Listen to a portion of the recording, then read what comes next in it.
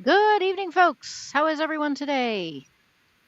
Doing well. Uh, I don't Doing want great. to I don't want to jinx us, but the technical difficulties have not, you know, completely overwhelmed us yet.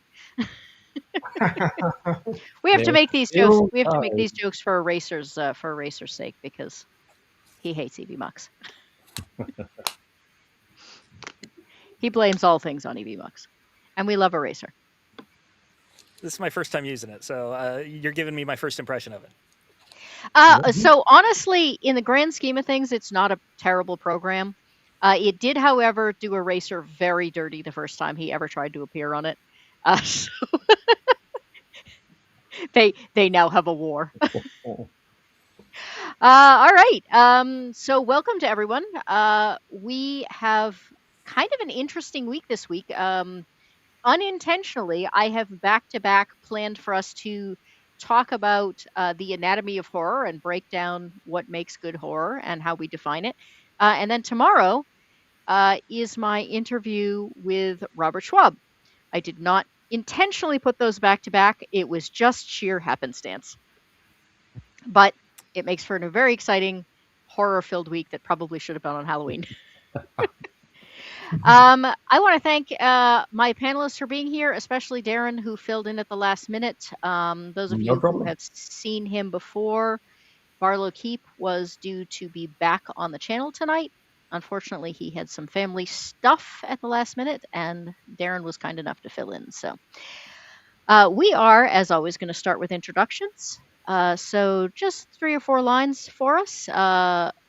Your name, role in the role playing world, and just tell us what your favorite horror movie is, or game, or book, or movies just seem the easiest. So, Darren, take it away. Okay, I'm Darren W. Pierce, otherwise known as Darren, sometimes known as Wolf or the Wolfy one, because I popped by the channel. I've worked in the role playing game industry for around 26 years. I started in 2000 and I wrote adventures, settings, and various things like Doctor Who, Judge Oh, Dredd, and a few others. But the best thing is, I absolutely adore Hellraiser as a horror movie, and I stand by that. all right. Uh, how do you feel about the others? How do you feel about the remake? Hmm. I've not seen the remake, or rather, interesting. I've seen shots from it, so I shall keep an eye on it. People had very strong feelings about the remake one way or another, so I was just curious. Yeah, I shall. I shall try and see it. All right, Gabriel. Hello, thank you for the invitation. I'm an author and game designer. I wrote Warplam, Neurosity, Hell Knight, and the Black Rainbow Society. And I enjoy horror a lot. I also approve of Darren's choice of Hellraiser, but I would like to pick as a favorite The Thing Oh, nice one. by Carpenter. That does tend to make lots of people's the I, top of I, I lots of also, lists. yeah, I also did not watch the. Wow, talking about Hellraiser, well, yeah, I think the number two and number three are pretty decent. All right, and Stephen. Hello. It's a pleasure to be here with you all, and I can tell by your choices I'm in good company. My name's Stephen Alexander. I am the creator of a tabletop RPG called Huckleberry, a Weird West game. It's an action horror game, so horror is Nice. very dear to me. Um, for my favorite movie, I can't pick a number one favorite. There's like a list of 5 that are all about equal to me, and The Thing is on that list. But we'll go with something a little different. I would pick Oculus by Mike Flanagan. I really enjoy that one. Okay, a I haven't seen it. I know non it, but I common haven't seen it. choice. A Yeah, non Yeah, I've common not I, choice. seen it, but I've heard of it. I do love all the big ones like The Shining, The Thing, and all Yeah. that. But I prefer Oculus for being a little bit more under the radar. It's earlier Mike Flanagan before he started doing his Netflix shows. Aha. Nice. All right. So I think everyone in the chat so far knows me, but just in case we have some people new to the chat, I am the Eclectic Goat. Um, And I edit role playing games. I always joke that I write nonfiction and I edit fiction. Um, in the real world, here's a big surprise for everyone. I write about goats. Uh, and I used to do a little bit of editing with novels, and then realized that indie designers have a very hard time finding editors for role playing games because role players tend to not like tedious work, and people who do tedious work tend to have never played a role playing game and therefore not understand all the weird jargon we use. So I have since, in the last year, kind of pivoted most of my editing work towards role playing games. And I also would have a hard time choosing a single horror movie. Mainly because I tend to divide it in genres in my head. Like, I think there are kind of a lot of horror subgenres. Yep. My favorite comedic horror, for instance, would be Cabin in the Woods. As far as I also like what I refer. Oh wait, we're not far enough in yet. I can't drop f bombs until we're at least 10 minutes in, or YouTube gets upset. So the mind mess with you. The mind mess with you movies are my favorites. And I'm very fond of Ex Machina. Mainly because it kind of stuck in my head for like 2 days afterwards. Because you get so many of these horror movies where you think, well, if they had just done this thing differently, like, they would have been fine. And Ex Machina, I spent 2 days going back over it, going like, what could they have done different other than like never show up in the first place? um, and there never seemed to be like a good answer. Like, basically, like, the ending to the movie was inevitable, which I thought was really fascinating because then it doesn't feel like, well, if then, if then, if then. I thought it was great storytelling. Have you guys seen it? Yeah, Or am I I love just it. Fantastic film. I've not seen that one. That's one to put on my list. I'm not even technically sure it was originally advertised as a horror movie, but the ending is definitely horrific. So, If not horror, it's very much like suspenseful thriller. I Oh, think nice. it could definitely be classified as horror. yeah, which is a wonderful lead into one of the things I wanted to talk about. But before we get into that, let us say hello to the chat because we already have a huge number of comments that I am behind on. So to start with, we have our mod Legatus, who I would guess probably put this up like 2 days ago or something, because Legatus is very determined to always be the first comment. We have Gayo, who is one of the channel members, and we very much appreciate that.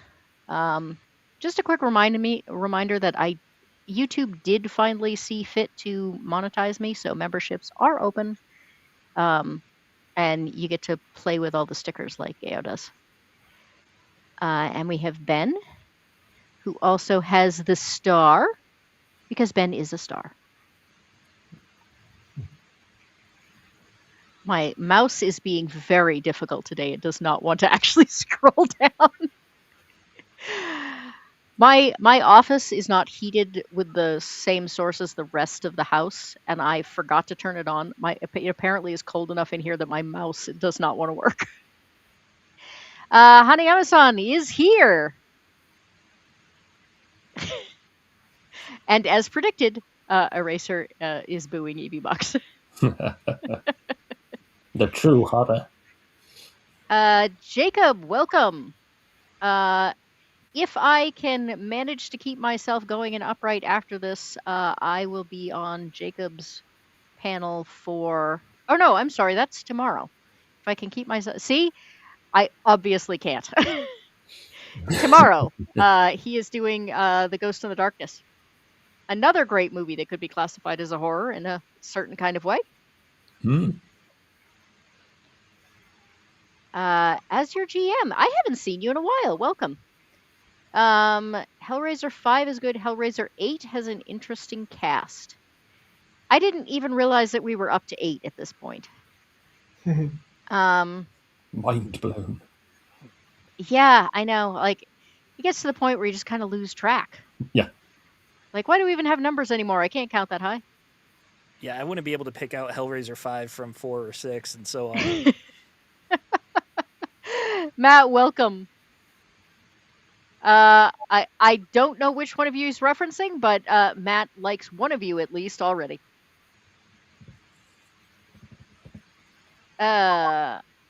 Molly is, I think, empathizing with Eraser about the EV Mux. That is my guess. Welcome, Molly. Good to see you back. And Wormy Spoon says Shaun of the Dead. Woohoo! I don't think Shaun of the Dead can be counted as a horror movie, do we? Oh, absolutely it's not- can. Comedy horror, like you said. Yes, Absolutely. comedy horror. Well, but see, here's the difference. Shaun of the Dead is comedy horror. Cabin in the Woods is horror comedy. Okay. I think that's just semantics at that point. I would absolutely. It's a zombie film. It's semantics horror. is what we live I'll die on that for. hill. I did spot somebody mention The Evil Dead, and I've got to put my thumbs up to that because I love those films. See, I love Evil Dead, but like Army of Darkness, especially. Like, Yeah. I love that movie, but I would never count it as a horror movie. I think it's more Simon, like welcome. comedy horror. Simon, why are you late to the party? We're just getting started. You're right on time. All right. Who else am I missing? Anybody? I think oops. I'm blipping things I didn't mean to.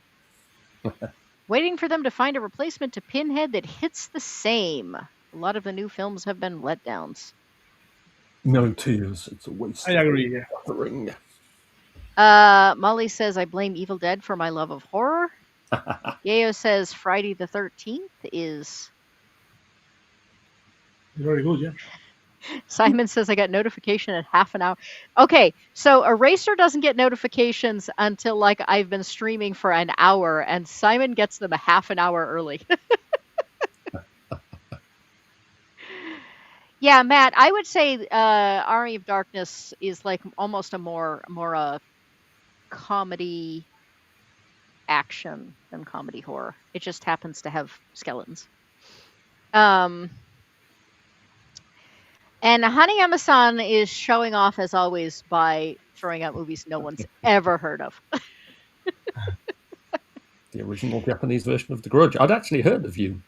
Or however you say I've it. seen that one, actually. It's been a long while, but I have seen it. Yeah, I have heard It's heard good. that Ringu was much better than The Ring, too. I don't know if I saw that one. They are both very good. Yeah, we can like everything for its differences. Yeah, absolutely. I was just thinking that Gabrielle and Hanayama-san are going to get along great because they have seen all the same things apparently. Yeah. So since we're on that topic already, and chat, feel free to pitch in. How would you define horror? Since we seem to have very different takes. I guess I would define it as anything that is intended to frighten you as a sort of fantasy. Like it's meant to be an exciting thrill where it triggers like your innate fear response, but you know you're safe at the same time. Yeah, that's a good definition. I mean, because there's obviously different kinds of horror as well, because I'm very fond of psychological horror. I'm finding, it's the thing that you don't see that scares you, rather than suddenly having something leap out and tear someone apart. The thing that's just at the edge of your periphery, lurking in the shadow. That, to me, a kind of horror that terrifies me in a way. Yeah, I would agree. I think we forget that there is technically they've kind of gotten rolled together. There are also thrillers. Yep. And I would say that things that scare you but like in an excitement way, are more thrillers. I would put slasher films maybe in thrillers. I refer to slasher films Um, as the fast food of the slashers, horror. slashers are horror. Goat. I think slashers are horror too. I think they are. I think they are the fast food of the horror genre. Right, I mean, it has something very minimalist about slashers. But going back to horror, it's an emotion that has to do with fear. We all agree in that. I think that it has to do with the unknown also, Yep. and it almost Absolutely. has to do with the impossible becoming a reality also. Something you will never guess that could happen to you, or you have always feared, like being buried alive. Yeah. If you see that, that's horror. That scene, without being a movie, is horrifying. I And really agree with that, and I think that leads to what my definition between like a thriller and a horror would be, is that a horror you can't realistically expect it to happen, whereas a thriller is often much more personal. It's about like a criminal that you marry and you don't know they're a criminal, and then suddenly you're married to a previous murderer. Like that is the building blocks of a thriller or something like that. A thriller does definitely play on fears, but it plays on much more practical fears that are exaggerated. Whereas I think a horror plays on like these primal subconscious fears that you can't actually expect to encounter it's in more real life. visceral, right? Yes. With the word. Hmm. Now, see, interesting. If you look up the definition of the both of thrillers are defined as prioritizing suspense, tension, and excitement, driven by mystery, plot twists, and high-stakes scenarios such as Seven and the Silence of the Lambs. Horror aims Yeah. to frighten, shock, and instill dread. And horror is defined as being specifically a fear of the unknown. So, Yeah. Unknown. Yeah. Yep.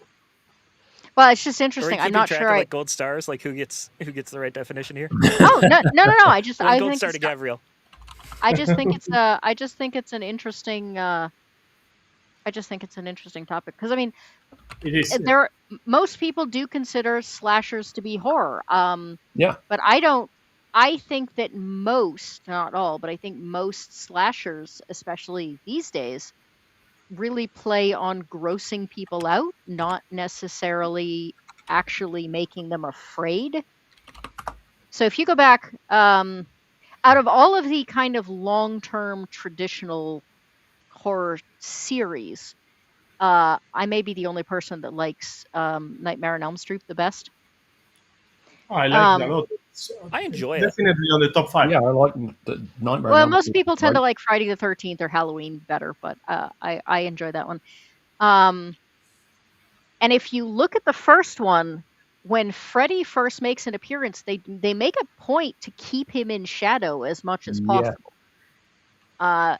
Because by the second one, you already know who he is, you already know his entire backstory, you already know all his powers. And you really have to get into it being gory more than it being like scary and unknown, because you already know everything about him, and now he's just kind of silly. I think that's partly because of like the budget of a film like that and like the decade it was made and things like that. It looks a lot sillier now with like the history of films that have come after it. But I could definitely see like, if I was first watching that in theaters, being scared of those things personally, because I like body horror.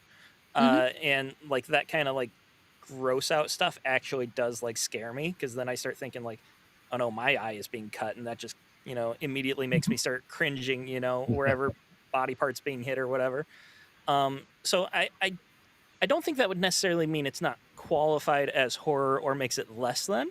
I think that's just like comparing different budgets and special effects to, now we have such a vast library of horror that wasn't available back then. Yeah. I don't think I was clear. I'm saying I think the first one still stands up really well because they do a good job. I mean, we've all seen it. We know who Freddy is. But if you took the first one and you showed it to somebody who'd never seen it, and didn't know who Freddy was, I still think they did a wonderful job with those shadows. I think they did, and it was pretty low budget, and the special effects weren't all that It's wonderful. a it's a beauty of a film, and also it's very interesting that it's somehow related with Hellraiser in the sense that there was a subgenre of horror in the 80s that's it's sometimes labeled as rubber reality horror because it Yeah, bends reality. So there is a like a niche genre there in horror from the 80s, and that's having a comeback in literature right now on the new emergent literature authors. Um, there's been some, I've been starring some comments I want to kind of go back to, but I want to bring this one up quick. Molly says slashers are the splatterpunk equivalent of the horror movie genre. Considering that last week we were covering different punk things, I have to say splatterpunk is not one I am familiar with. Does anybody else? Yeah, Hellraiser is a splatterpunk, and also uh, Nightmare on Elm Street has some splatterpunk elements. Gabriel, would you say Nightbreed or Yeah, no, Nightbreed no, has some rubber some reality elements, isn't it? horror. Yeah, Yeah. definitely. There is a movie called Jacob's Ladder. Oh That's yeah. very. Um, so far we've got like we're just divided on the role of slashers. Are there other traits besides we've covered kind of unknown, we've covered fear, we've covered getting the adrenaline going. Are there other traits? And does it make a difference as to what subgenre of horror we're talking about? I think one of the things that I mean, I'm no great fan of the man himself, but his work, Lovecraft's horror, the cosmic, the eldritch horror, is an interesting one. And Absolutely, yeah. as a dark fantasy author, you can dip into that quite well to bring it into your sort of work. And yeah, I'm a bit of a fan of Call of Cthulhu and just cosmic horror in general. Yeah, he did. I mean, his ability to do the the unknown and the twists, I think, was real perfection.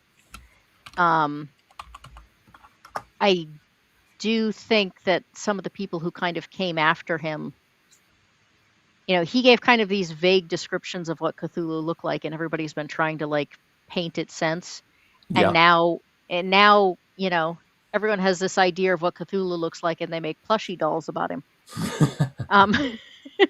And that's kind of what I mean when I say, if you take the unknown out of something, I think it. Sorry, God, sorry to interrupt you. No, go ahead.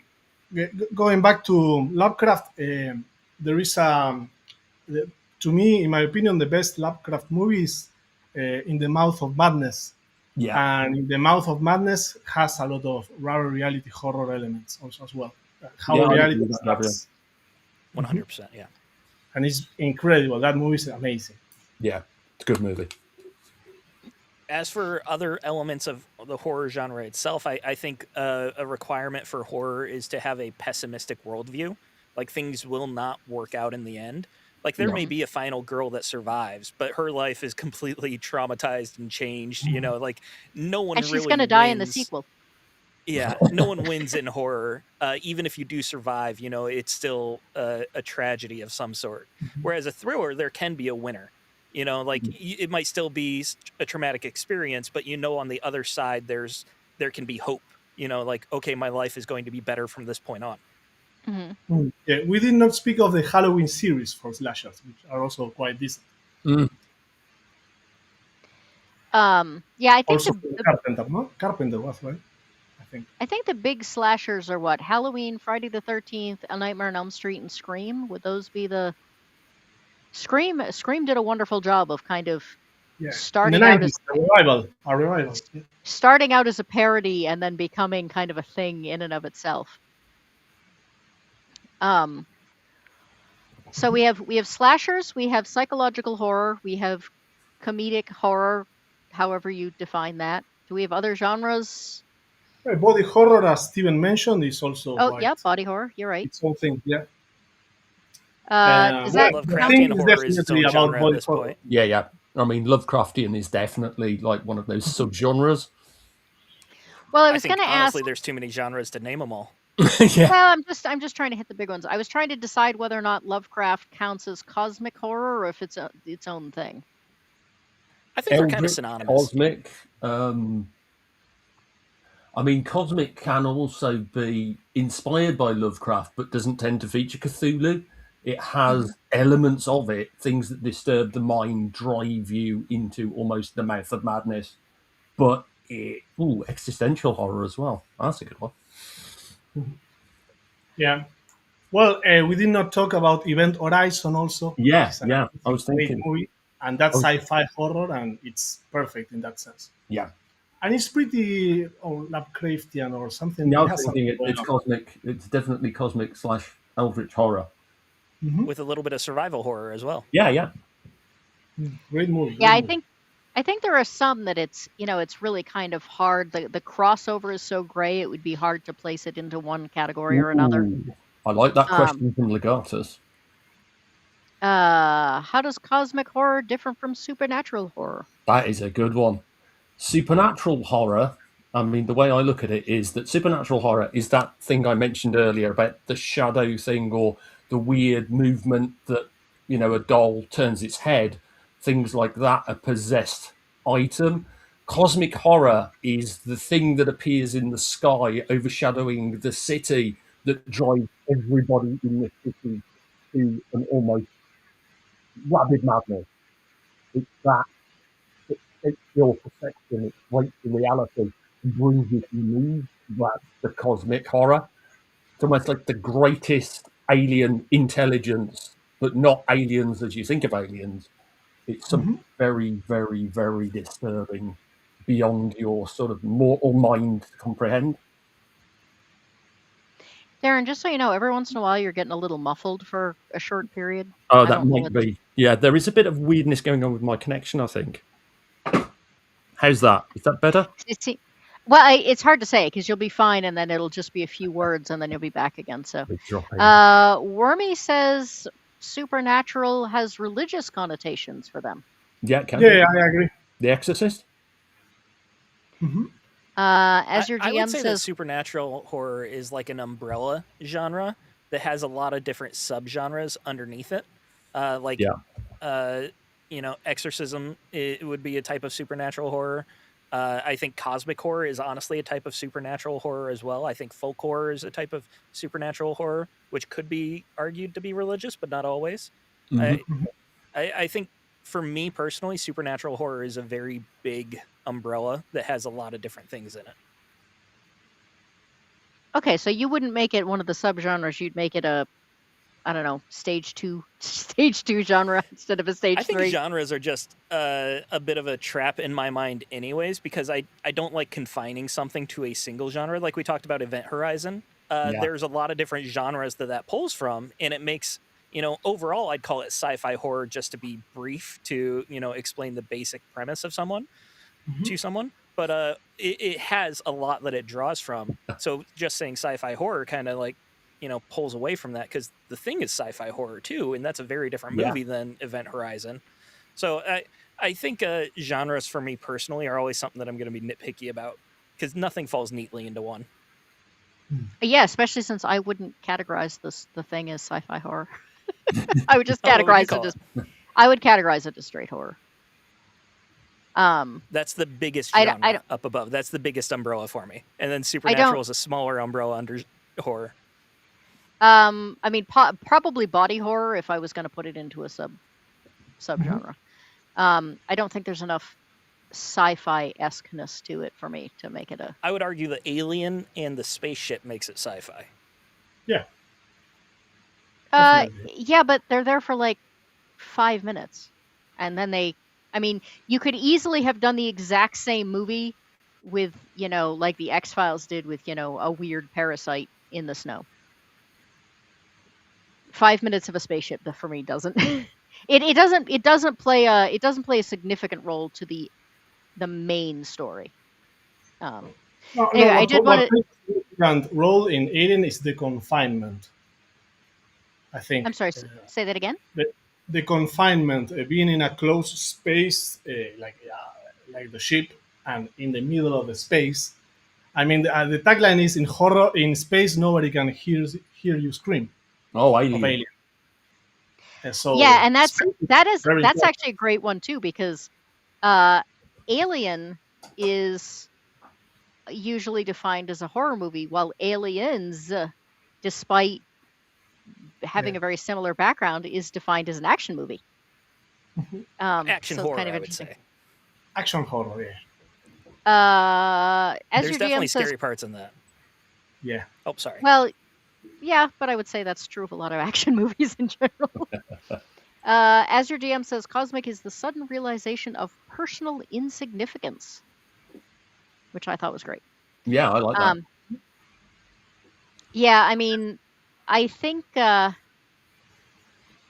Darren and I are both big fans of Shadow of the Demon Lord, where Shadow of the Demon Lord is a game that basically involves, it's a dark fantasy game, but it's still kind of an everyday fantasy game most of the time, except that overshadowing the entire thing is the knowledge that the world is going to end, like at any moment. Yeah, the shadow can fall across, and the sort of demon lord can influence the world at any point. Especially, you could just roll the dice and see what the demon lord does, which could be turning the sun out. Well, and the idea too, I think, is that when he finally breaks free, everything just kind of ends. Yeah, And it could be tomorrow, and it could be 1,000 years from now, it could be 1,000,000 years from now, and you never know. All you know is that the end is inevitable. that's it. I mean, I wrote two things for Rob for Shadow of the Demon Lord, so I'm a huge fan of the Demon Lord engine in general. But yeah, it's literally the apocalypse taken to 11 is the best way to describe it. Rob kind of described it as a love letter to Warhammer Fantasy roleplay by the way of cosmic and apocalyptic horror. Um, The thing you said just a bit leading into that, how Shadow of the Demon Lord can be played as like standard fantasy, but then it has like some elements of horror that pop in. For me, a lot of that it's a great conversation about how much the GM controls the vibes at a table and things like that, and how little the system itself doesn't really create the vibes compared to like the scenarios. Like the system of Shadow of the Demon Lord definitely has mechanics to support horror. I'm not saying it doesn't, but it's also an action horror game, and that action always kind of undermines horror in a way.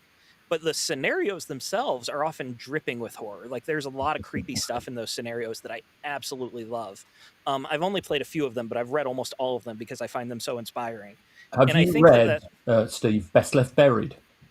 yes, yeah. I wrote that. Oh, awesome! That's great.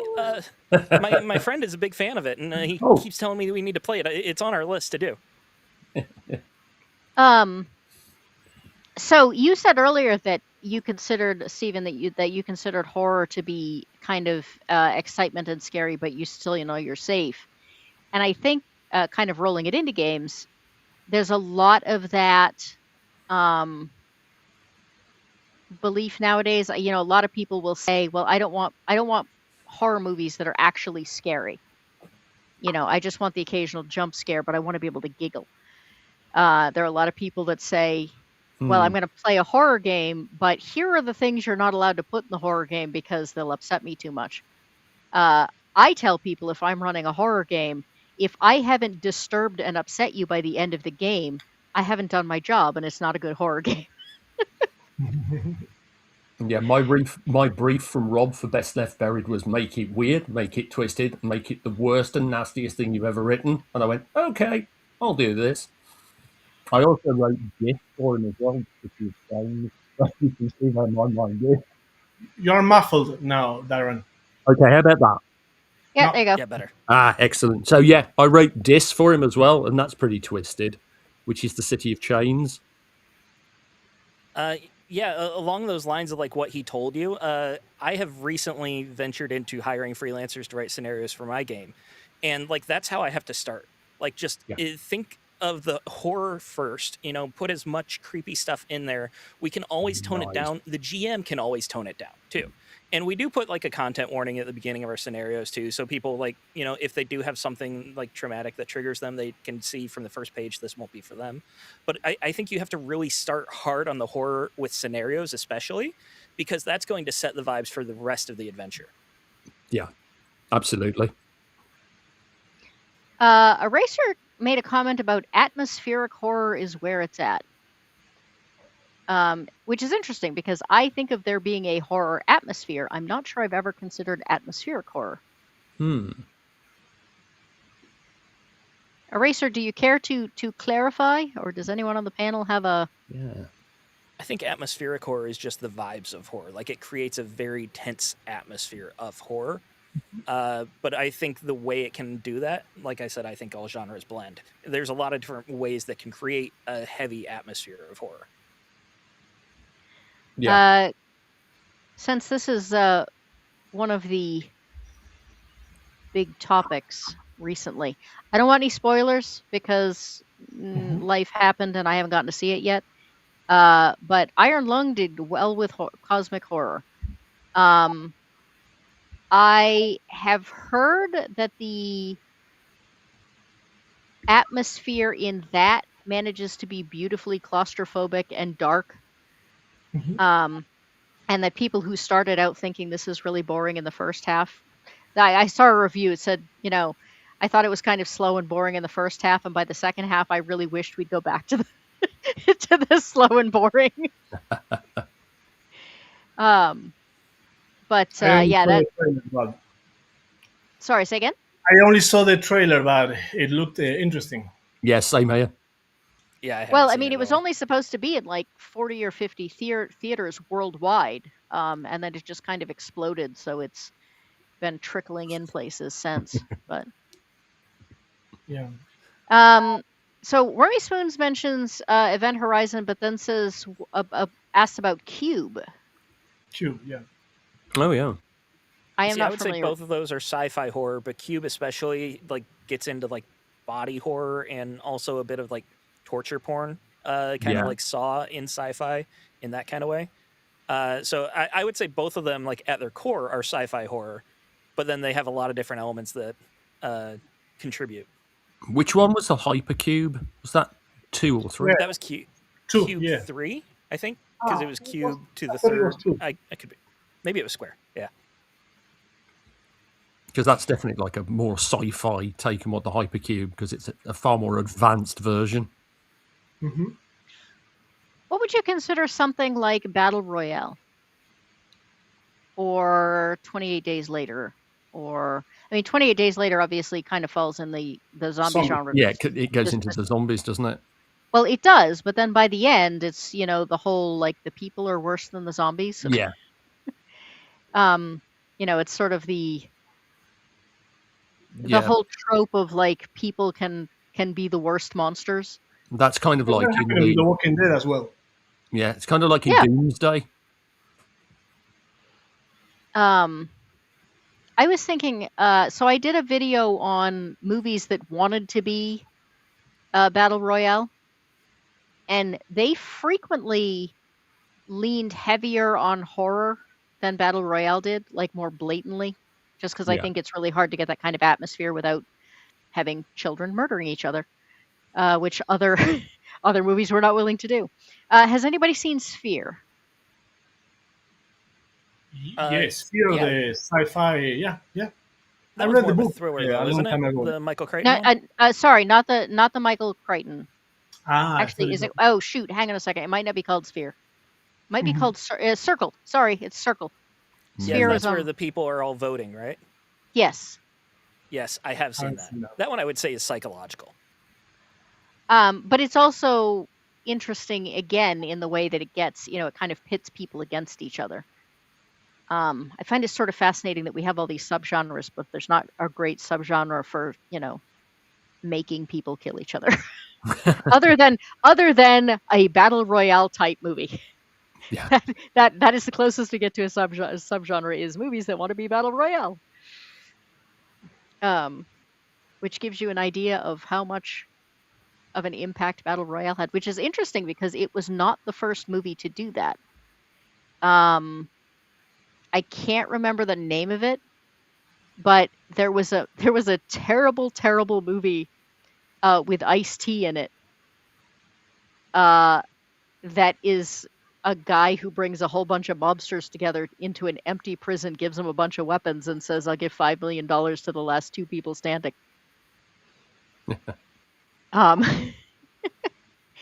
And it is worth watching, mainly because the entire soundtrack is such a weird choice for a movie like that. The entire thing is like samba. It's like this really upbeat dance music.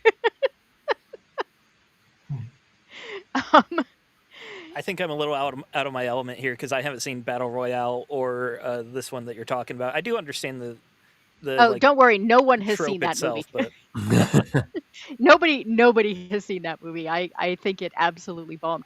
I am surprised you haven't seen Battle Royale though. It's been on my to-do list, but I never got around to it.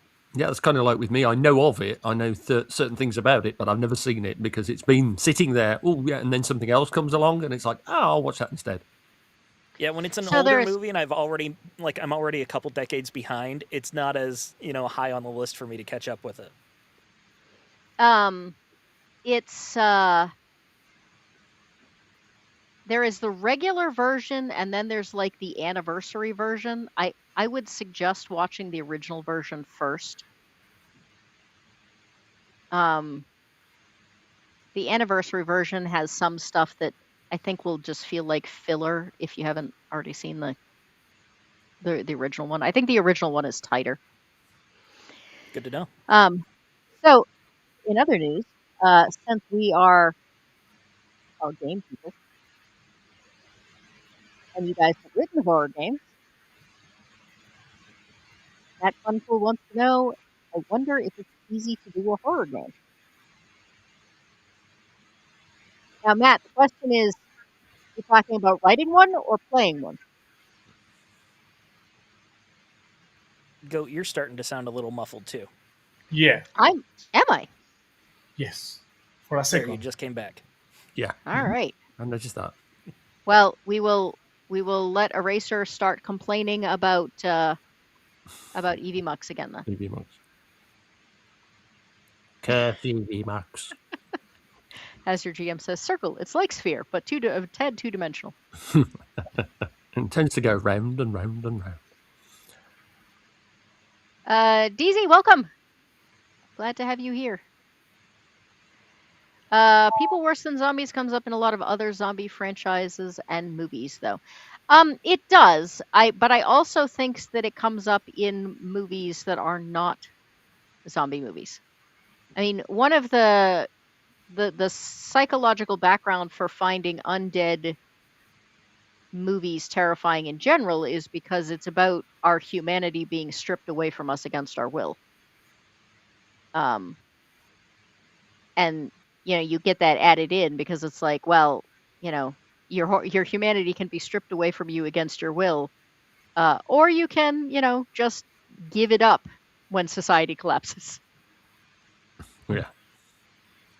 I think at that point we're getting it more into themes versus genre.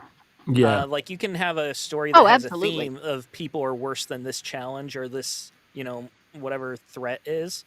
I wouldn't necessarily say that people are worse than blank is a genre in itself, but I think it's a very useful plot point to make in all sorts of genres. Yeah. Same goes with vampire movies. Could it? Absolutely. Yeah. You think vampire movies are a theme, or are a? No, I think he was saying that the idea of people being worse than vampires can come up in a vampire movie. Yeah, absolutely. It is interesting to me that zombie movies have developed kind of their own subgenre, but like no other specific. Yeah. There's no other monster specific. I was just thinking, actually, it's like a is. werewolf thing as well, similar to the vampires. It's like.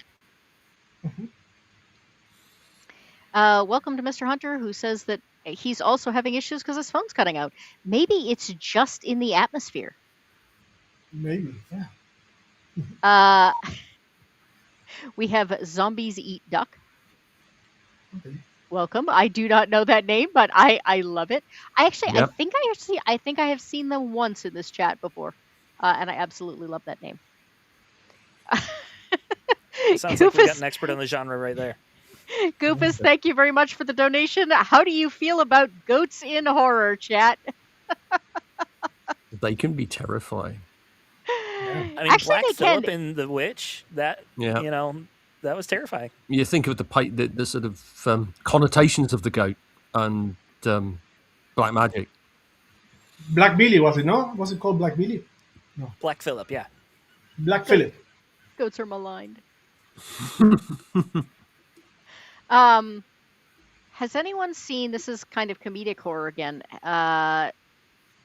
Stan Against Evil? I've not seen it, but I've heard of it. No. It was a television series. It stars the guy who was the asshole doctor in Scrubs. Oh, name I right, can- yeah. I can can't never remember his remember. name, but I know of it. I can see his face. It is McGinnis or something like that, I think. It is incredibly funny, and one of the episodes is entirely based around this goat that like coaxes people away by transforming into visions of themselves and then murdering them.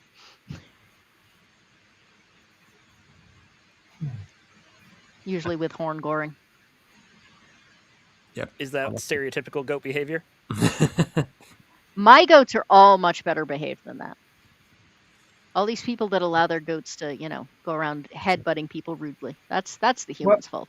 Gotta have good Going goat back- manners. Going back Again, to you say comedy. humans are worse than goats. Sorry, hang on a second. We had Sorry, some. Gabriel. No, please Talk go over. ahead. I say humans. It's like the humans are worse than the monsters. It's humans are worse than the goats. So what were you gonna say, Gav? That Dark Place by from Garth Marenghi is awesome as a comedy. Yes, Arthur Dark Place. Love it.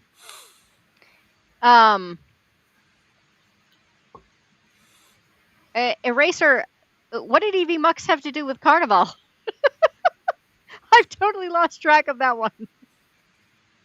Oh, the show. Yeah. Oh, that was a good show. Did I Evie Mux introduced get him. it canceled? I introduced him to that show, and I've like ruined him for so many other shows now. Every time I show him another show, he's like, Carnival was better. I'd say, Hey, none of that maligning Satan is a goat's thing.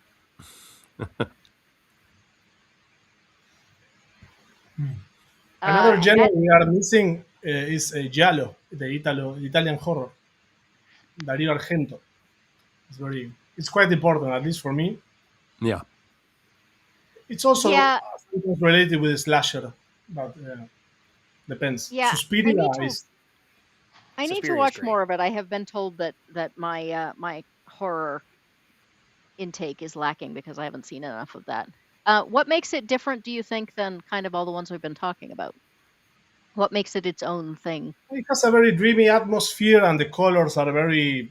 It's either blue or red, and I mean the whole atmosphere is different. It's more I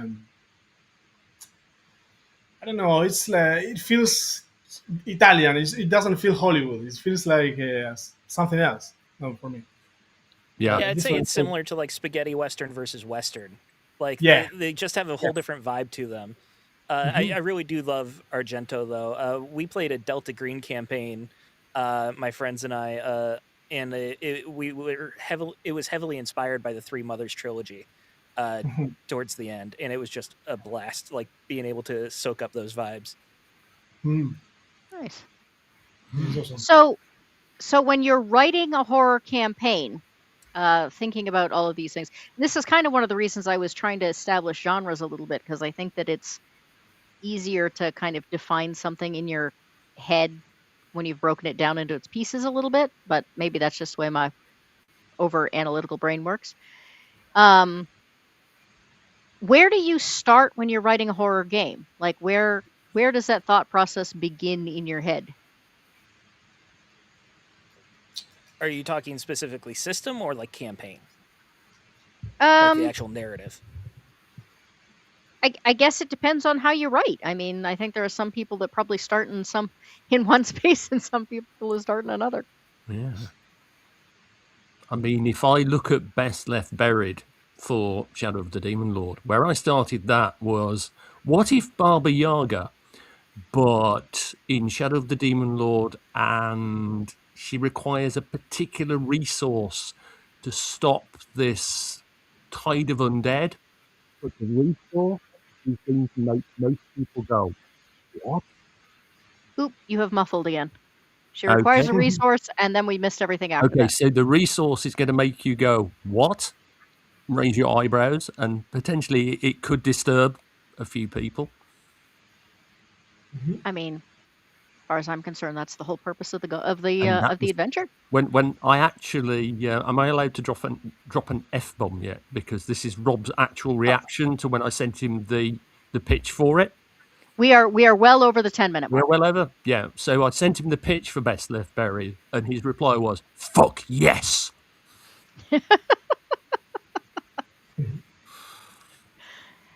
And he seems You like always such know a you nail a calm, pitch gentle, after that. cat-loving guy.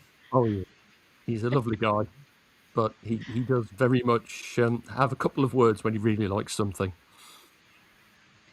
Yeah, Well, I good. would agree with that. Where I would start is with the premise, or essentially like the climax. Like, what do I want players to work towards, and why is that scary in the first Yeah. place? And when I know why that is scary and where like the scenario is meant to head towards or uncover or explore, that's when you can fill in all these other different scenes with scary vibes that are sort of related or adjacent. However, like your system, actually interacts with horror as a genre. But it always starts for me with the conclusion of the scenario, not with necessarily like a specific way that it has to be solved, but what is the driving force of the Yeah. scenario? Interesting. Like Arthur Conan Doyle approached Sherlock Holmes, he always started with the killer and worked all the way back. There's been a complaint in movies recently that sometimes that happens and then the things to get you there end up feeling forced. Like the person is doing this thing because they have to do it in order to keep the plot going. Do you ever find that can be a concern? Yeah, absolutely. I think that's in tabletop RPGs. That's known as like railroading. So I would definitely say that that's a concern. But I think there are scenarios that can feel more railroady than others. But I think a good GM can solve that with enough prep. And also, a sandbox scenario can end up being a Yeah. railroad, with a specific GM, with how it's run. I think that's one of the biggest complications of writing tabletop RPG scenarios is that there's a massive filter between you and the experience at the table, and that is the GM, the person who read the scenario and prepped it and everything, and you just can't really expect anything from them. Yeah. Yeah, I mean, I would agree in that somebody was asking, like, on a Facebook chat, they were saying, how do you proof your game against bad GMs? And I said, well, GMs are either controlling, inexperienced, or your game is badly written. And 2 out of 3 of those, I don't know how you control for. Practice is the only thing that's going to give them experience. Yeah. If they're controlling and they really just want to write a book but don't have the motivation to do it, so they're going to make you act it out. It doesn't matter what you do with your game; they're going to still do that. I like to think of it like with food. No? You give it the recipe and you give all the ingredients, and then each chef does it their own way, and maybe adds a Yeah, bit more salt, a bit more pepper. So it all ends up with the chef, but you need to take care that the recipe and the ingredients are good. Yeah. I tend to write a lot of sandbox scenarios because I, I find those easier, oddly enough, to write than linear ones. I find them Same more with me. enjoyable. Rob actually has written the only adventure, like pre-made adventure, that I think I've actually ever enjoyed. Most of the time, I'll take bits and pieces and monsters and stuff, and then I just make my own thing. Legata says, "I'm curious. Was the panel's first experience with horror mystery watching Scooby Doo? Where are you? Cartoons?" I Where I definitely did watch a lot started of Scooby Doo as a kid. was before Scooby Doo. I started reading when I could properly read. I started reading Grimm's fairy tales, and there is some pretty horrific stuff in there. Yeah. And they were the watered down versions. Yeah, I did a big book of them, but one time I actually got a hold of the original Red Riding Hood, and oh, that is so different. Yeah. One of my youngest memories, I doubt this was before I watched Scooby Doo, but I was pretty young. I was probably 7-ish. Was having nightmares from watching Alien 2 too early in my lifespan. So I watched Alien, and I remember the nightmares more than actually watching the movie because it stuck with me for so long. Yeah, I think my first ever horror movie was Carrie, though. Which one? I think Carrie. Carrie, Carrie. the original.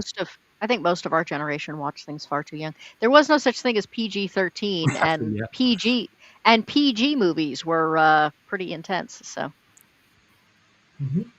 Wormy Spoon says, "What is the most terrifying concept you have come across?" My example would be The Jaunt by, I assume, Stephen King, where your consciousness gets trapped for an infinite amount of time. Yeah. The Jaunt by Stephen King, for me, is one of the best short stories from Stephen King. And I absolutely agree that the effect he manages to accomplish by giving you the sensation that there's nothing worse than eternity is amazing. It's an amazing concept and an amazing story.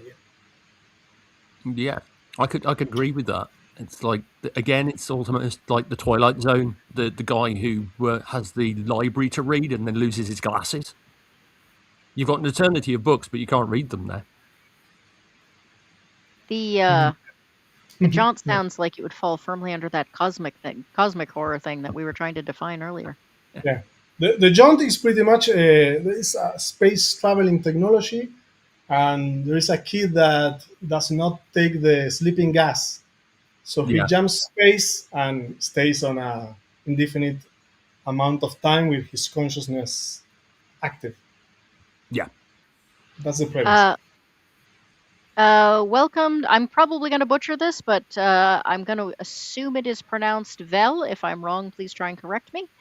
I think you can set clear expectation on what your system should do and give examples. I've always enjoyed when systems will include a GM player scenario to show the flow of gameplay. I think that's different from writing a scenario in and of itself, but yeah. yeah, um, I I would do agree. agree with that. And sorry, go ahead. I Oh, I interrupted. was just going to say, interestingly, however, I know people that really get irritated when there is um, a sample adventure in the book because they want that space filled up with, things like more monsters. Yeah, Oh, I'm very much the opposite, and actually, my business model was partially inspired by Schwab.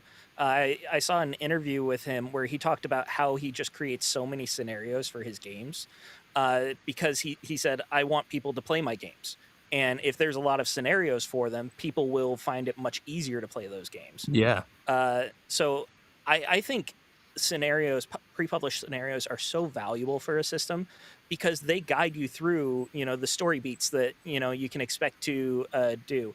If there is a game, a new system I'm playing, and it has an introductory scenario, you can bet that'll be the first scenario I run with it before I even think about homebrewing, because I want to try and get into the mind of the designer and see like what they're expecting, what they are trying to convey to me and how their games run. Interesting. Um, I I like having examples, but like I said, Rob is the only person to ever write a scenario that I ever wanted to run. yeah. So, I will um, say as well that the book Shadow of Demon Lord has one of the best GM advice sections in it. I've actually used it in the workshops I run at UK Games Expo. It is incredible um, because he talks about how to do horror. Awesome. Yeah, it's. I think. I think there are certain. How do I say this? Okay, I will never believe that D&D can do horror properly. Um, it's become a superhero game, and part of horror. Oh, we didn't talk about this. Part of horror, well, we did a little bit. Is the sense that you're out of control. Yeah. Um, and too many people have superpowers in Dungeons and Dragons these days. I think for it to ever be a really great horror system. But I also think that, like you said, the GM really makes a difference on whether or not it works.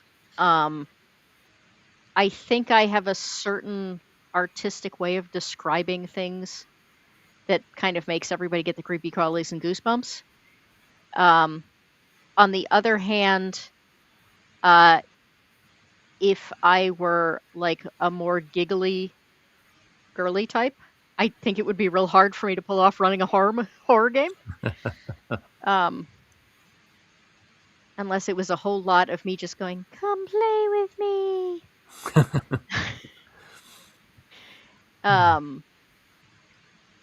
Yeah, I But think a lot yeah, of that falls back to people who try to make D&D do things that it wasn't necessarily designed to do in the first place. Yeah. Like the people I'd who want agree. to modify D&D into a sci-fi game, they're going to have just as much trouble as people trying to run a horror game.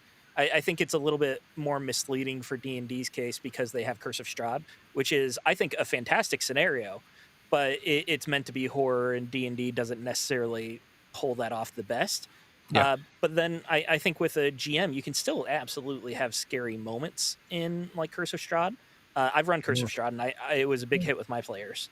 Raven, But Ravenloft in general. Which one? I'm sorry, what was that? Ravenloft in general Ravenloft. can be Mhm. really, really scary if you get the right GM. hmm The problem is that 5e doesn't really have any other than Curse of Strahd. They acknowledge Ravenloft exists, but they don't really do anything with it other than Curse of Strahd. I think there Um, was a They Ravenloft had a second book for it thing. too. I think I've got something Ravenloft. it's terrible. I bought it. I read it. 3/4 of it is don't upset your players too much, Oh, and I haven't looked at immediately it gave yet. it away. There's nothing about the other. There's the fact that there are other areas, but they don't really go in depth Yeah. on any of them. If I didn't already know something about some of the characters they were talking about, I did try running a 5e Ravenloft campaign once, and it didn't work at all. I had to modify the heck out of it, and then people were still overpowered, and then complained because they didn't win everything in one shit. So Some of the domains cripple the players drastically, so Yeah. the whole superhero aspect of it tones down quite a lot. I just spotted that one. Chris Hunter says, "Talk about horror. I just saw an ad for a 5e version of Traveler." You see there, they just science Exactly what fiction I'm talking horror, right there. What Mark thinks about that. I mean, he has to have let him have the license, right? Yeah, I think so. I'm a little disappointed in him. D&D, not horror. I had one player who ran away from the table that was using various music from film scores to create the mood. He vowed not to come back unless I turn the music off. And I think that's a porn good music point doesn't for work with Ravenloft. how important the GM is, regardless of the system, to be able to set the vibe and atmosphere. Yeah. When you guys are running horror, do you ever like have atmospheric things? Like, what do you do to set the tone? The music is important. Yeah. Music I is use a lot of fantastic, very soundtrack, useful. especially with Shadow of the Demon Lord. And lightning. Tabletop audio is another good choice too. They've got 10-minute tracks that loop, and they have different versions of them, so you can have like some with like voices in the background, some that are just the music, some have other ambient effects. Those are useful too. Yeah, and some candlelight if you're playing in person. Candlelight. I Low light. That's it. Yeah. Mood lighting. Yeah, I would love to be able to do the music thing. I had a whole playlist, but one of my players is blind, and he can't have the music because then he gets so distracted by it that he Yeah. can't Uh-huh. focus properly. So,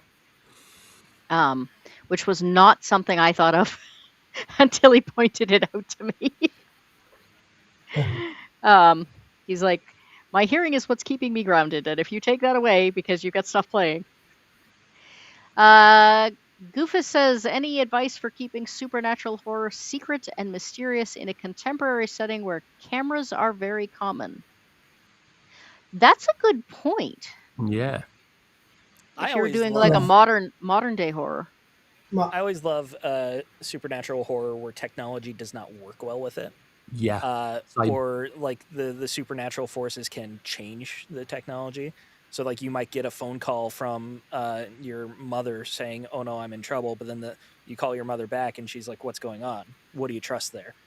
Same sort of thing with cameras. I think like sometimes you can have a blurry effect on the camera. You can say there's a blurry effect. You're not actually capturing the focus, or suddenly the camera, just cuts that footage. I think there's a couple effects like that might be like cheats or workarounds. But I really love the idea that technology and supernatural just never mix. I Yeah. I wrote I wrote a book, a game called Neurosity, and it's specifically about a dystopian society similar to Paranoia, but all it has is horror. It's the like Paranoia, it's horrifying version, and to my players, it's the most terrifying game we have ever played. I witnessed a panic attack of someone having an interrogation, or the whole system is so oppressive. It's very scary, Yeah. uh, and you feel it very immediate because with all the things going on. So dystopian horror can be a thing. Oh, absolutely. Um, I think I Well, think there is a that, tendency. I think there is yes, a tendency to deal with those tech issues that were being asked about by either putting stuff in the past, like 1920s or something, Yeah. or putting it in an apocalyptic scene or a dystopian scene where the technology is all kind of broken down. But it is interesting if it's not supernatural horror, so you don't have that kind of tech out. If you wanted to run a modern day horror game, how you would manage that. Yeah. Wormy says you could hire some extras to hang in the background wailing. I mean, I Steve guess I made a would good say point about the tech can lie, and that is a great trick to use. I've done that.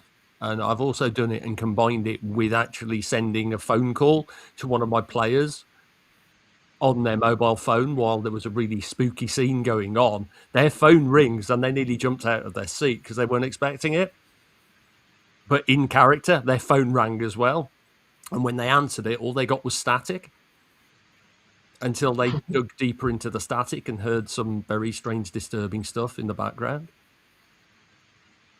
And if you want to use that effect on your players, make sure they have their ringers on before you sit down at the table. Oh, Because yeah. that would never work on me. I wouldn't see that until That's it. 2 days later. Everybody would literally be like, oh, notifications off. Yeah, I knew that they're always on their phone. So it was like, I'm going to get you on this one.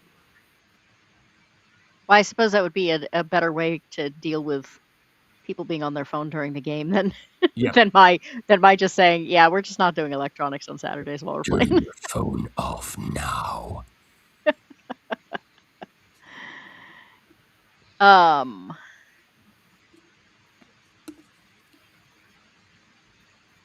for the age of iPhones, we used to Yep. do note passing and have the DM have you a note saying want to split a pizza and break did not cause mayhem with the rest of the players. Yeah, this is one of the excuses I get from players every so often about why they get to keep their phones. They're like, but then you can just send me messages. And I was like, I can pass you notes. That's it. Notes forever.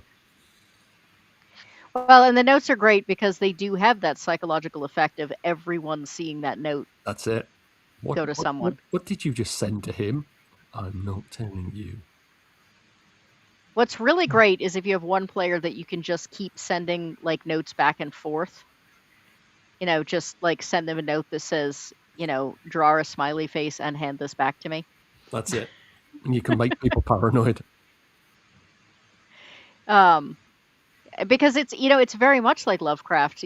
I think getting the players to do 3/4 of the work for you with their own imagination. That's it. I've said before that one of the best compliment I ever got as a GM was the first time I ran Numenera. I'd never played it before. I'd only read the book through once. It was kind of a trial run. And I said, I have these like GM intervention cards. Do you want me to use the cards or do you want me to just make stuff up? And one of my players said, you have the most terrifying imagination I've ever known. I vote for the cards. But the funny thing is that I don't really do anything most of the time. I just wait for them to get nervous and they do it themselves. That's it. I think that's where like atmosphere comes in. Like you, as a GM, it's your job to set the atmosphere and set the vibes. And then because it's a game about imagination in the first place, you just let that run wild. Yeah. Give it some space. Let it simmer. My last game ended in an almost TPK. Like one person just took a look at the whole scenario and just ran. But so they were under attack, and then I sent in a couple that the bad guys ran away from.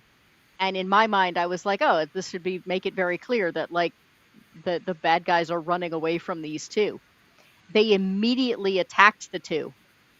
Oops. Who were way above their power level, and they got absolutely decimated. Mm-hmm. And then they're like, you said you don't kill parties. I said, no, I said I will let you kill yourselves if you do dumb things. That's it. I don't kill players, but players can quite easily die. Dice kill players, and players doing dumb things will kill players. And Demon Lord's really good at that. Yes, exactly. You don't feel like a superhero in Shadow of the Demon Lord. I don't think you ever feel like a superhero on anything I run, but has anybody played or read one of the first 2 editions of Cult? Yes. I was in a Cult game. First edition. I have watched it be played in an actual play.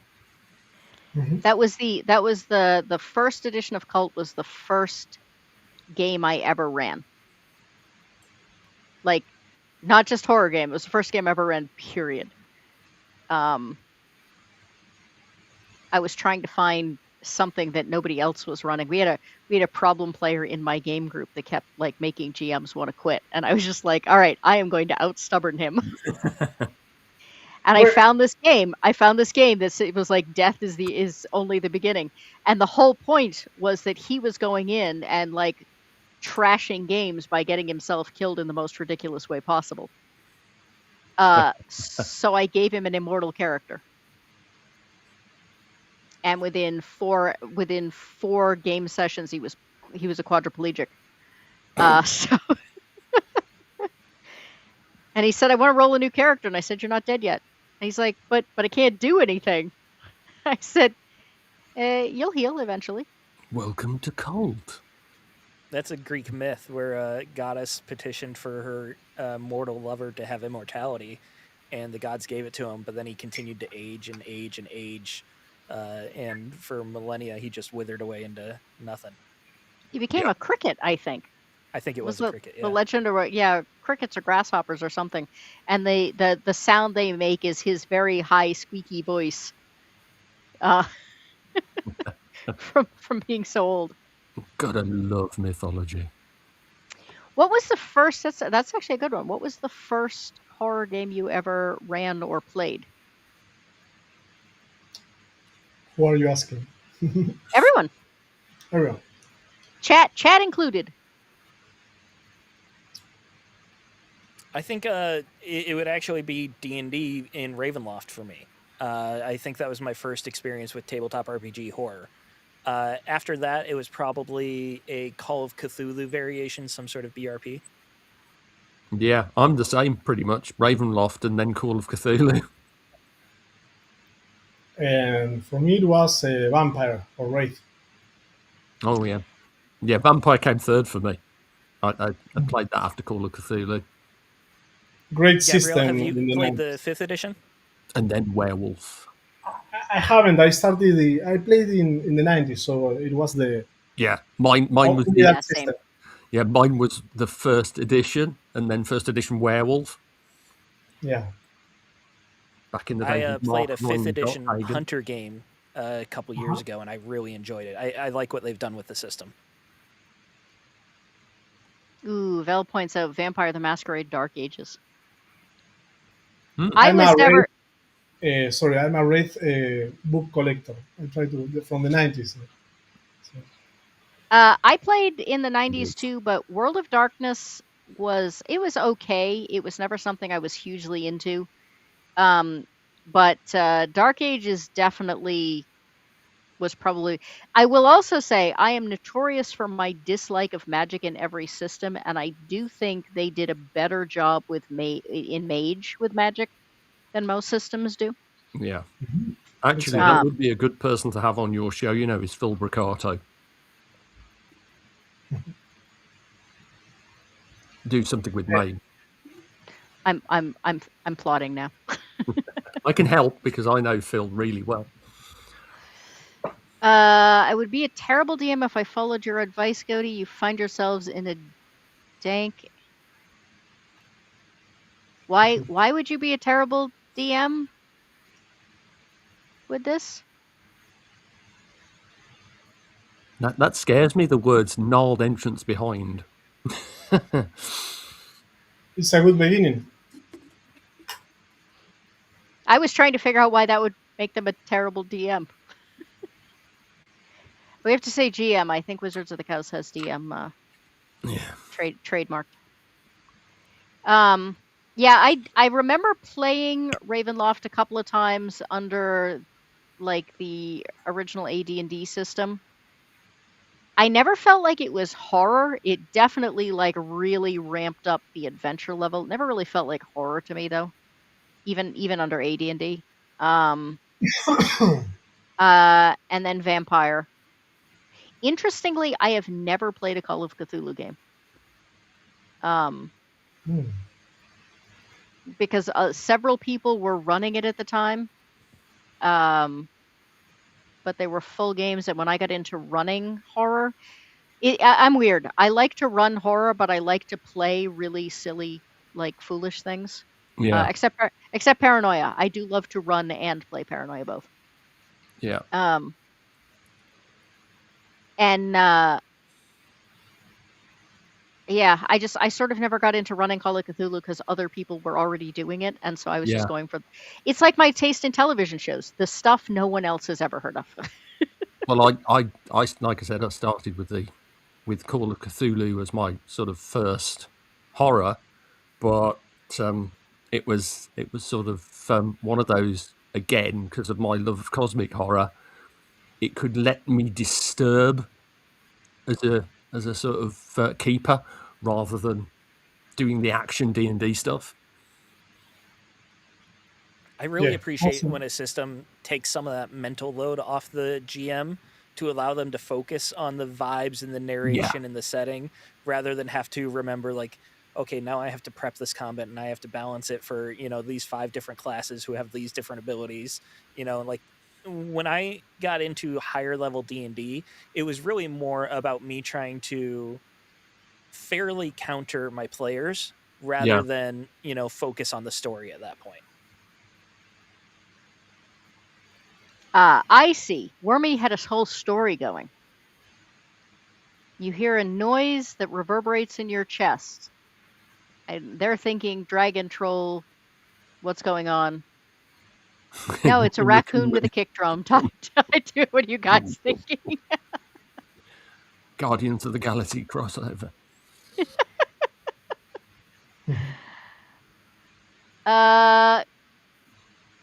Goofus, I want to make sure I'm understanding your question. Are you asking about ideas, horror ideas for public domain characters, or ideas for horror public domain characters?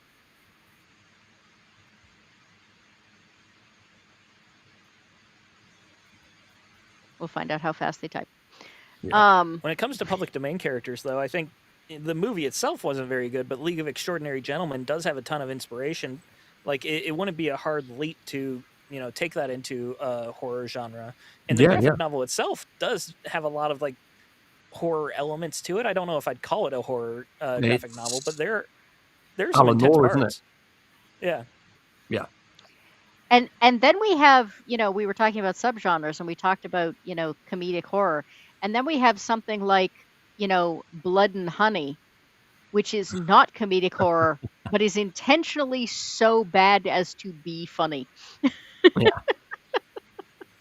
Speaking of public domain characters. Yep. I guess I And would now call that schlock. there's a Bambi one coming out, right? Yeah. And I feel like there's one other. I think we're going to see more and more. Well, I mean, they're really cheap to make. They're, people go see them. Yep. I mean, Cocaine Bear made like mint, I think. Yeah. And they had the second one in production before that one even hit theaters. Well, it's like friends of mine went to see Abraham Lincoln, the Vampire Slayer one, and Pride and Prejudice and Zombies, and they loved it. Here we It go. doesn't need to be a great film. It just needs to have a hook that makes people be like, oh, that's awesome. Could you see yourselves twisting any classic characters now in public domain into horror? Example, Winnie the Pooh or Popeye the Sailor Man. Popeye's in public domain. I didn't know that.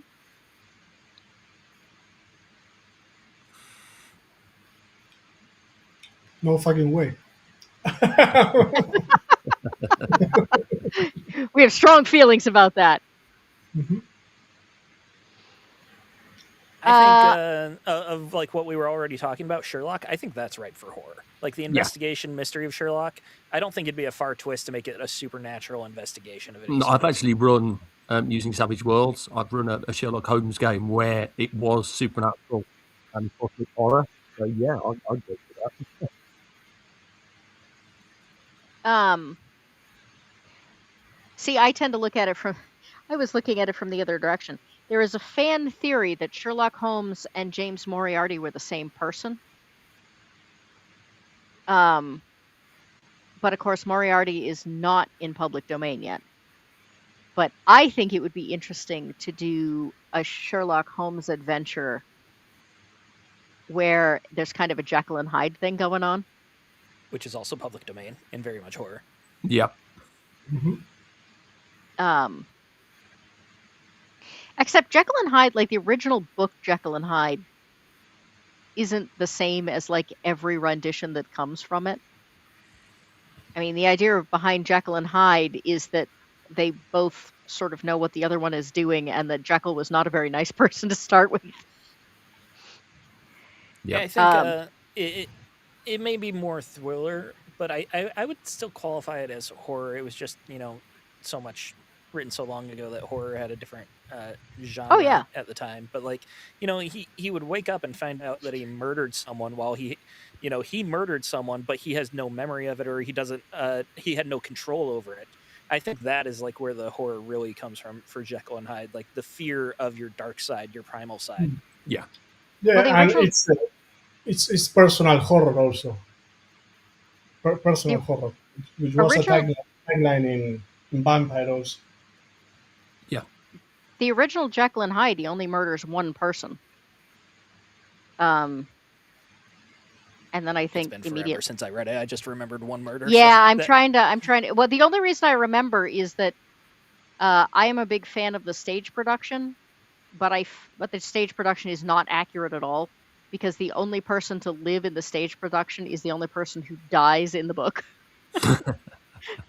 Weird.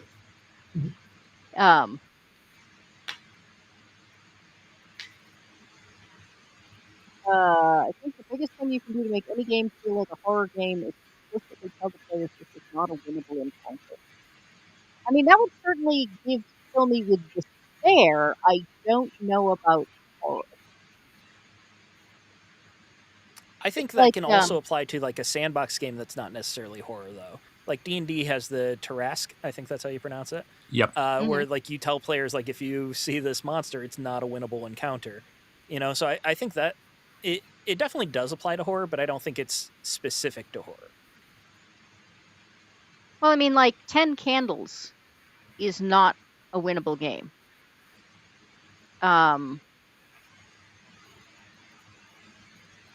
But I don't know. I guess I think of horror as being like there's a sense of hopelessness, but you feel the need to keep going anyway. Like no one in a slasher film just like lays down and goes, you know what, just kill me. Yeah. They're driven by a desire to survive, even though they're not gonna. Whereas something like 10 Candles or just flat out saying this is not winnable. It's like, again, we keep coming back to it, but Shadow of the Demon Lord, you know the world is going to end eventually and you're going to lose eventually, but you still have to keep going through your day-to-day stuff, like every time. Yep. Like nobody just says, yeah, well, the world could end tomorrow, so I'm just going to sit here and get drunk the whole time. Which is, what some of my players did when I did a 200 years version of what actually happened when the Demon Lord finally came to power.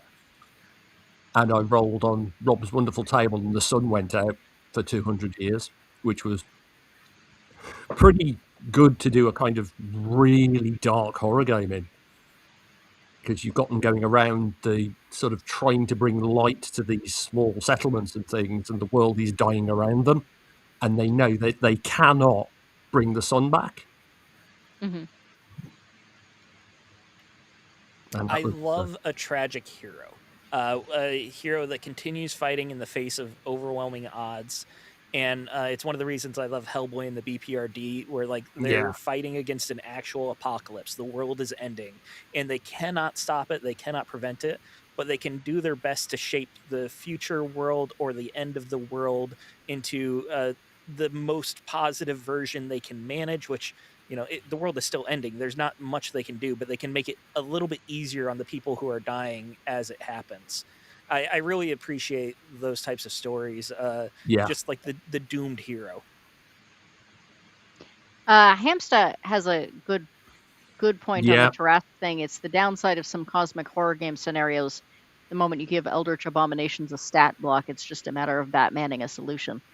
Yeah, I agree, and that's kind of what I was talking about in the movie section, where I was saying, like, something has to be unknown and feel unbeatable for it to be really horrific.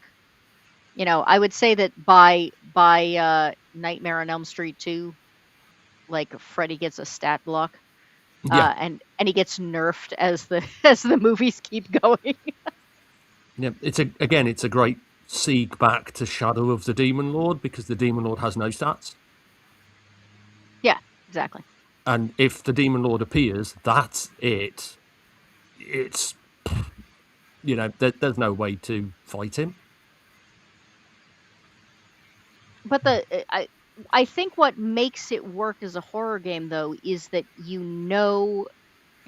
it's hopeless, but you keep moving forward. That's it. Because if you really truly at a gut level actually did believe it was hopeless, you just wouldn't get out of bed. Yeah. But because you don't know when or where or how, you keep moving. Yeah. But with the thought always in the back of your head that nothing you do really makes any difference. I could, free slaves in the marketplace today, but it probably doesn't matter. Yeah, because they might get eaten in the next few days by whatever abomination is coming.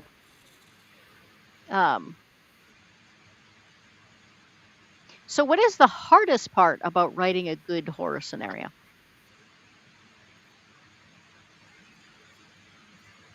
I think like Gabriel was saying about the ingredients is just making sure that you have enough ingredients that the GM has like all the tools necessary. Because it's very common for scenarios to just like present an outline and expect the GM to fill in the gaps. You know, a lot of OSR scenarios are that way. I think that is much less efficient for a horror scenario. I think for horror, it helps to have too many ingredients rather than too few, because the GM can ignore whatever they want to ignore. But giving them enough to pull from, I think, is very important to maintain the vibes and the atmosphere as the game goes on. Yeah. Yeah, I agree. Lots of tables for random encounters, tables for vibes, table for things that could pop up. I prefer that. I like random tables because I like a sandbox approach Yeah. to gaming. For horror, it works. At least it's great. The more you have, you end up reading the book with a good idea of what you want to do. But at least And in my experience, I don't read the scenarios, but I like when the book is so flavorful that I finish the book and I already have so many ideas to play, so many monsters and so many things. That's it. I mean, that's another great thing when you're doing scenarios that you can put almost like advice in there to say these are some threads you can pull at. These aren't set in stone, but these are some ideas here. You know, go run with these at the end or through the middle. You can use these particular bullet points or whatever format the person wants. And then you've got like 10, 12, or even just 5 little story threads that can be used throughout the whole thing to spice it up. If it's going to drag a bit, then you can insert these things or put the players onto this clue. Yeah, for example, for Hell Knight, my book, I had a table of unnerving events. Yeah, It didn't have any relationship with the plot at all, but it was like something from David Lynch, no? Just yeah. roll on the table and suddenly something weird. I don't know. A black dwarf passes by with a knife, or whatever. yeah, I did the same for a Huckleberry scenario. That's just so useful for the GM. Like, okay, there's a bit of a lull here. I can just look at this table and just pick something that'll creep someone out. And Yeah. it doesn't have to like necessarily push the story forward, but it maintains that tension through the lull. And just having And like maybe, those resources immediately available, so useful. yeah, and maybe players will try to figure out why is that there. That's It's, it. When in my Shadow of the Weird Wizard game a few weeks ago, I put this tiny little clockwork creature just on a market stall in one of the towns, and it was watching one of the players. Now they're firmly convinced that the town has a tiny spy network of clockwork camera creatures watching their every move. paranoia. Yeah, And, which is another great sort of tool in the toolbox. We have another donation from Goofus. Thank you very much. Thank you for the great insights. Sorry about the typos. There is a poltergeist in my phone. There you go. No worries. Goes There back is to the always a tech thing poltergeist again. in my. I always say there's a reason I do not edit on my phone. that's another great movie, Poltergeist. Yeah, I was thinking Poltergeist earlier, actually. So many good movies. When it comes to writing horror, do you have to have at least one survivor, have at least one death, where everyone survives but is changed, traumatized by the encounter? Personally, I don't like hard rules like that. At least for my types of games. Like, if I feel like I have to kill a player by the end of the scenario, that feels like I'm targeting. Yeah. It's not letting the story naturally play out. In the same with like have at least one survivor. If I'm planning on killing most of them, then I'm playing favorites, like who ends up living, because there's so many ways that a GM can like subtly influence that. Yeah. I just prefer letting the dice control, and if everyone dies that because of the dice, then that's the way it is. Just make sure the players know that you're not going to affect the results. I Absolutely. think it's Also, a. sorry, go, yeah, go ahead. Oh, I was just going to say, I think that's more a horror movie trope. Yeah. You've got to have. You have the last girl. You have the very specific. Or I mean, even that's what. Yeah, go on, go. Sorry. I was going to say that's kind of what Cabin in the Woods is based on. Is this Yeah. idea that you have to have a certain makeup and you have to have a certain like way people die, and the result is that you end up with a lot of horror movies that look exactly the same. Yeah. I feel that we are making a we are underlining a lot death, but it's also very interesting proposing a change. Maybe the character becomes a blob or whatever, and that's Yeah. also super horrifying, even more than death. Horror Oh changes. yeah, I'd rather die. Yeah, that's Horror why. changes you. So sometimes not concentrated so much on killing everyone. Oh, now you die, but change Yeah. the player, turn him into something that doesn't have a mouth. Yeah. You know? That's it. The thing I was thinking of is in video games, you look at Dead Space, one of the most horrific things are the necromorphs. Because when you die, you become something else and you may still have your consciousness. You're just not in control of it, but you know what's going on. And you become this monster that's tearing everyone else to pieces. Yeah, Well, and you also, you said the no mouth thing. I have no mouth and I must scream. Yeah. yeah. Um, I have no mouth. And I love that yeah, I story. mean that Harlan that Ellison, that no? the ending to that of like living for an eternity with no ability to speak, no one else around you, and nothing but pain and suffering. Yeah. Yeah, yeah. That short story and paranoia is the premise behind Neurosity. Yeah, Yeah. I love it. When it Welcome, comes Rachel. to Glad to have you actual here. Hello. when it comes to actual mechanics of death, my friend is a game designer as well. He designed a game called We're in Danger, and he has a philosophy that I really love that the frequency of death should directly correlate to how easy it is to create a character. If you're going to have characters like die all the time, you shouldn't have to take more than a minute or two to create that character. Like if your character has a life expectancy of probably an hour or less, you want to be able to pump out that character quickly and be able to create a new character to join in when it happens, unless it's a game like 10 Candles, where the goal is to have everyone, out by the end of the Yeah. game. Uh-huh. This is why I, Shadow Dark has an online automatic character generator. but Shadow Dark's not as deadly as like obviously death is always there, but it's not like the most deadly game either. So I think like that's another good example of the balance. Like it does expect a little bit of fighting, and it expects that you'll survive a few of those fights, which is why it's allowed to have a little bit more complex character creation. I mean, face it, in Traveller, you can die in character generation in the first editions. Yes. And that's a horrific. That's a proper horror game in a way. Sci-fi horror. Die in character It's gen. a fun meme, but I don't think it's necessarily good design, because then you get to this and you're like, why did I go through this whole, now I got to start all over 60 again. minutes to make a character, and then 3 seconds Yes. later, oh, I'm dead on the operating table. Damn it. Exactly. All I can think of is after the Philadelphia Area Gaming Expo, they posted a picture of Kelsey standing next to this great big corkboard and just the layers of dead characters that she'd killed over the weekend. Of course, I think it's also a little different if it's like a convention or something like that, where you don't have the expectation of a campaign or something like that. Yeah. If someone goes into it knowing it's a one-shot, it's fine to be more deadly with things. Yeah. But it's always more interesting to maim than to kill. Yeah. Yeah, I agree, but I think Manipulate. I think again, we tend to think in terms of slasher films. Just like if you start talking about hamburgers, most people here are going to automatically think of McDonald's, even though they're not great hamburgers. If you tell somebody to think of where they'd buy a hamburger, I think slasher films are the same thing.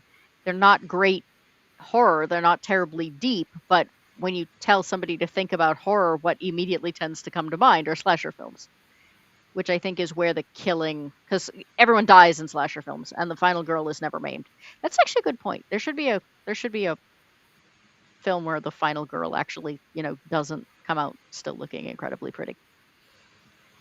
And then comes back for the sequel and like absolutely kills everything. Or becomes the killer.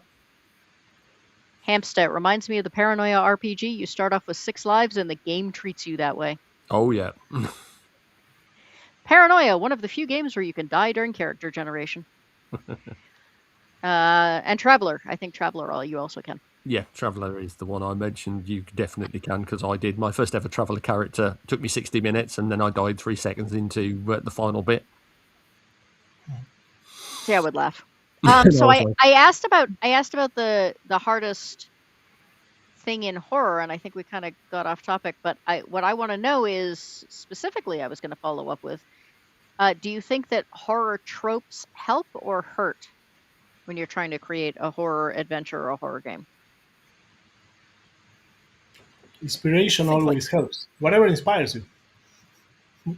Yeah, that's a great answer. I Yeah. think tropes are a great way to have a like shorthand with GMs and players, but some traits can work against you. So it really depends on your end goals.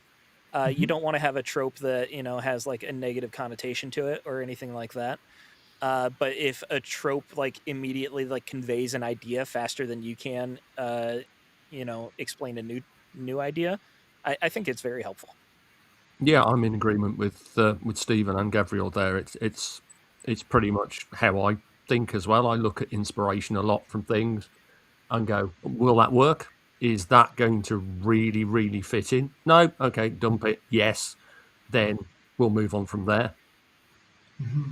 Yeah, making sure that everybody is in the same mind space or mood is also very difficult, right? For horror games, particularly. Goofus says, any thoughts on making LARPing scary besides using an actual chainsaw? I have no Be right back. experience LARPing, so I I am can the wrong person to be actually, asking there. oddly enough, I can actually answer a little of that because I was involved in something called Parallel 9, which was a Call of Cthulhu live role playing years ago, run by Steve Turner in England. And it was scary because he got permission to use locations, including a really damp, dark, mud-filled cellar. And when you're a bunch of 1930s Cthulhu-style investigators going down into that, and you encounter some of the monsters down there, which were in costume, and it's virtually pitch black, and you've only got a slightly working flashlight, that is really scary, no matter if you're LARPing or not. I don't think anyone would do that here because I'd be afraid of somebody tripping and getting sued. Yeah, I mean, I'm going back now. You probably couldn't do it these days, but I'm going back years. When I was younger. Things were better in our day. Cthulhu was better in my day. Inspiration from horror, like the nightmare you got after the heartburn from that sandwich you picked up from the deli. I feel like that's a little bit of a Dickens reference there. I personally it, this- find a lot of inspiration from nightmares I've had. I try Yeah. to, I don't like regularly keep a dream journal, but if I have one that feels like especially visceral, I try to write it down immediately and just get all the major plot points from it, and then I can mine that later. The dream itself never actually makes sense, and like it'll never fully go into a story or anything like that. But I feel like if something scared my subconscious, it could possibly scare someone else's. Yeah, that's a good thing. I'm kind of like that. If something really interests me, I mean, one of my novels came from a dream. So my dreams are too weird. Yeah, mine too. That's why I don't write fiction. I have been told repeatedly that attempting to make stories out of my dreams, they're just too strange. I can never remember what it's called. The thing where you can't visualize.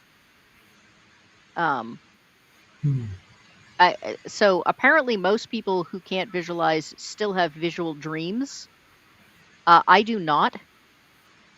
I think I've ever had one visual dream ever, and I was really high at the time. But other than that, I have no capability to visualize at all. So all of my dreams are either auditory or just sheer like feeling and sensation. And it's really hard to write that down. That's very Mad interesting. Norseman is here. Welcome. We are getting ready to wrap up shortly, but it is good to see you. Hello. Yes, aphantasia.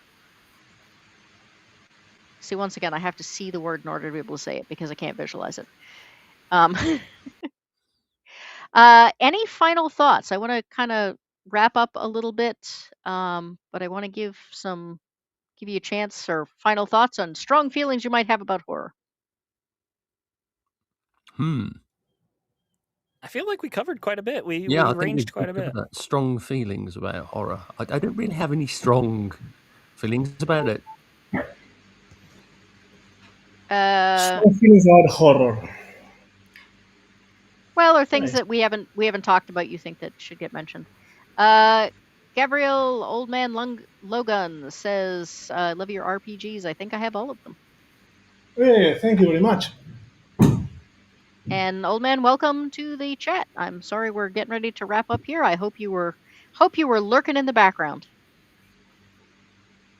Yeah, I think that going back to horror, sometimes we try to be a bit cerebral and we try to intellectualize a lot of it and try to dissect it.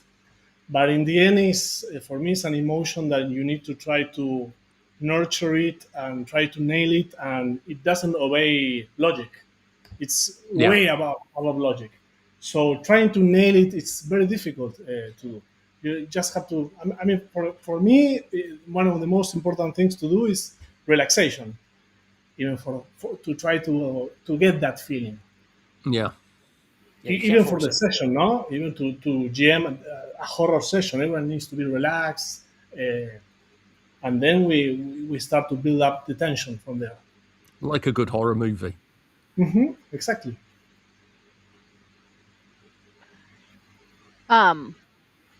Yeah, I think too. I started to ask about tropes. I think sometimes tweaking tropes can also be really effective. Yeah, Um, you take the damsel in distress trope, and then it turns out she's actually the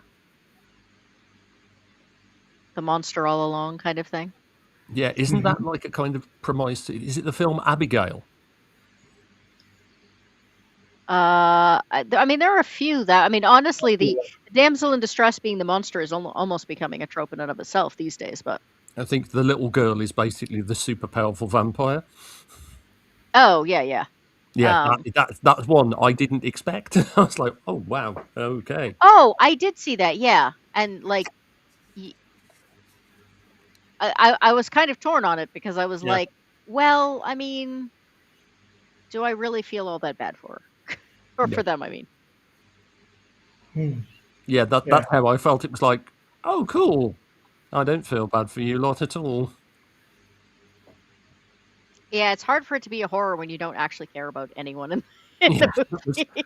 But it was well done. It was well put together. So, Well, uh, it's very important. That's why it's very important to the character. It needs to be very well written, and you need to feel connected to it, and you need to care, and they need to matter. So it's all about character, I think. Horror. Without characters, there yeah, is yeah. no horror. That's it. see, Great I characters completely make agree. great horror. I have to say that I think the hardest part about running a horror, I don't know about writing because I don't, but running a horror game, the hardest part is that so few players care about NPCs anymore.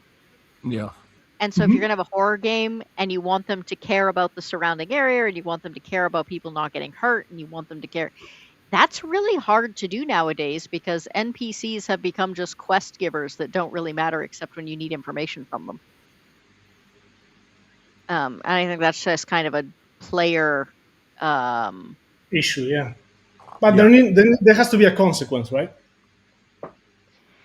For killing uh, an NPC.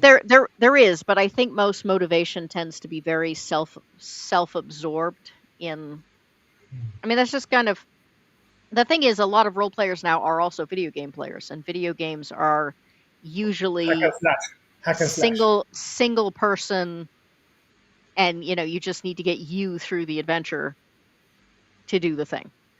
Yeah, Um, another thing that I think it's somewhat difficult to do for RPGs in the horror genre. It's very difficult to make a party, right? Because horror is so personal and so character driven, and yep. you have like a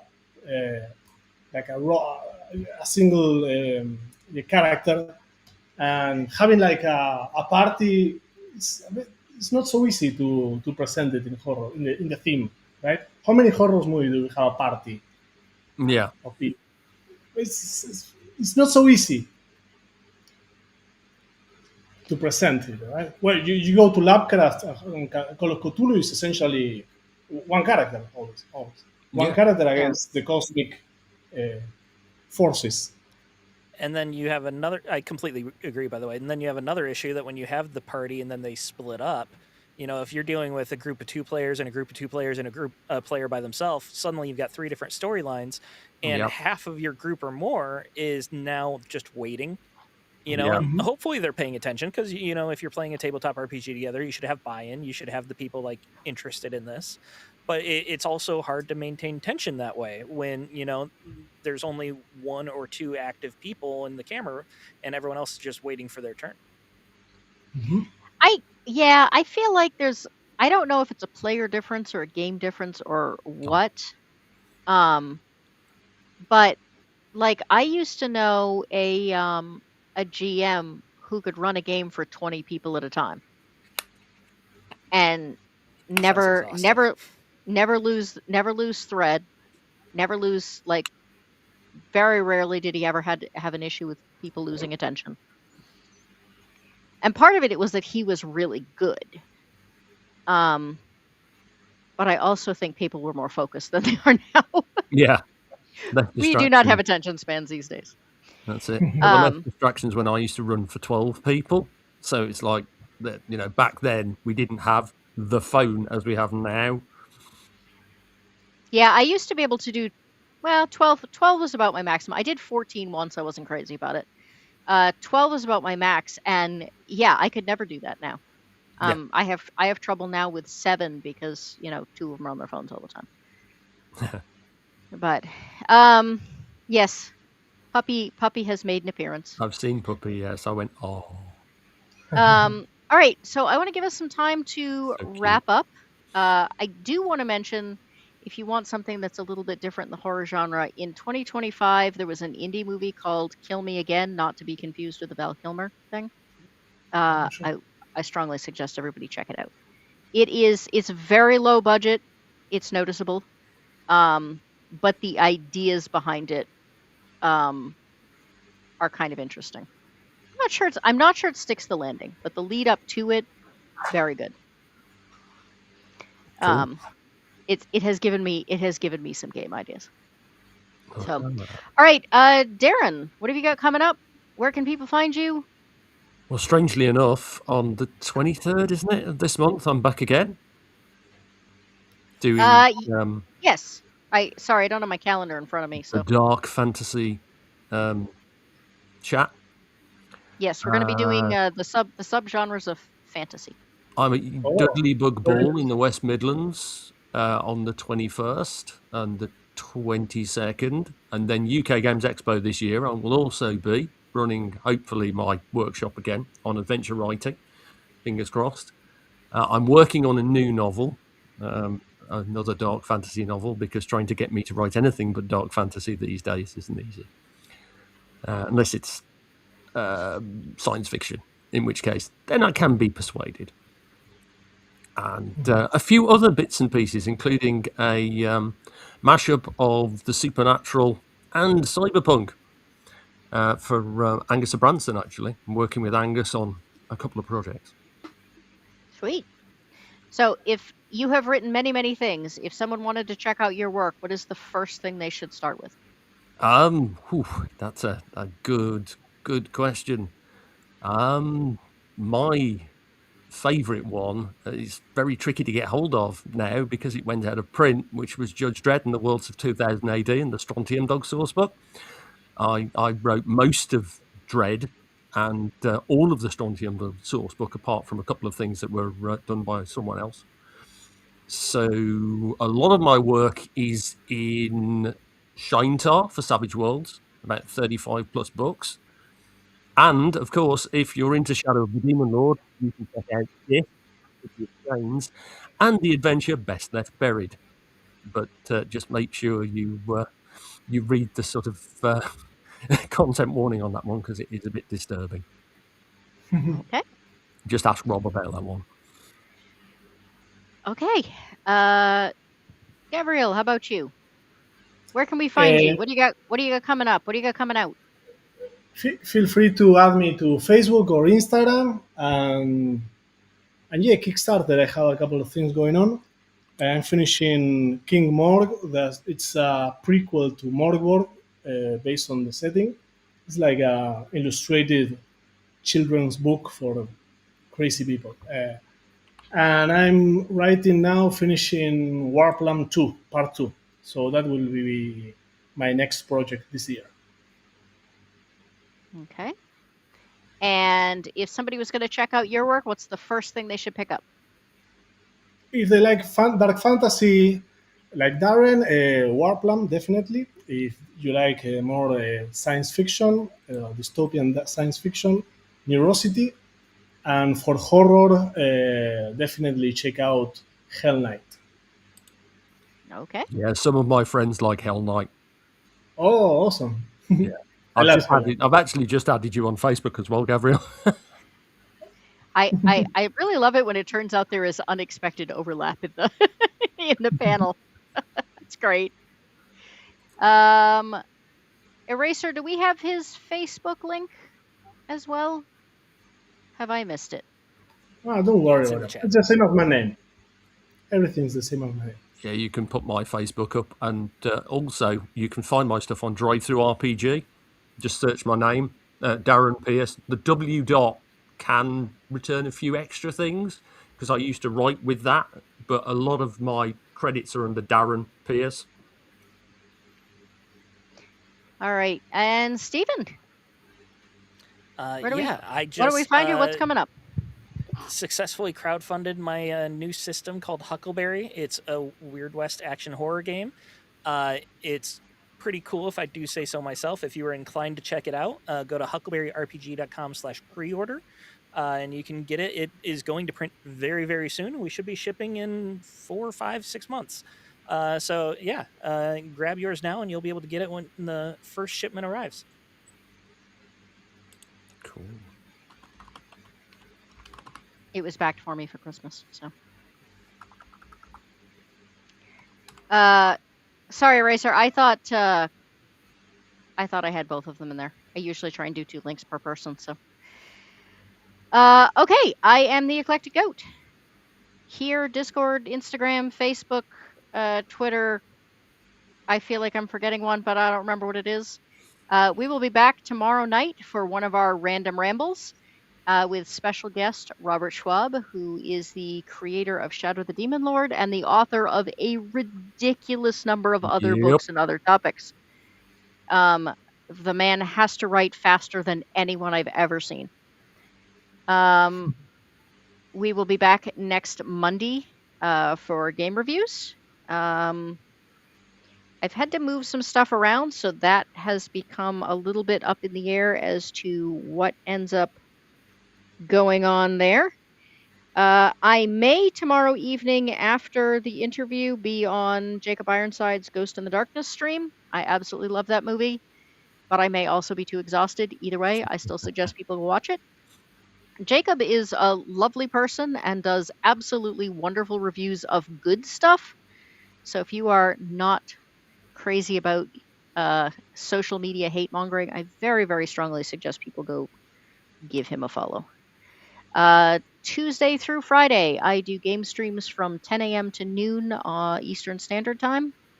I'm still trying to decide what I'm going to do tomorrow. I've been playing Tainted Grail, but people seem to be getting a little bit bored of watching me wander around in circles because I'm kind of stuck right now. So if anybody has any requests for what you'd like to see me play tomorrow morning, let me know. Thank you very much to the... Huckleberry is ridiculous fun. Can't wait to get my mitts on it. Yes, and here is the link for Jacob Ironsides. I always want to put an S on his name. There shouldn't be one. Thank you very much to the chat and to the panel. I really appreciate everyone being here. This has been a absolutely wonderful Thank you, Gold. conversation. Yeah, it's been a pleasure. And I look forward to, a couple of you are scheduled back. I look forward to it. And I look forward to seeing some of your new stuff in the future. So everyone have a great night and happy headbutting. It's a fucking goat! Eclectic Goats got videos of indie authors and cinema love. A passion for the weird and the strange. She's snappily dressed and only slightly deranged. Come and meet the eclectic goat, lover of classics and whiskey notes, disciple of horror and the written word. Happy head buddy, come join the herd.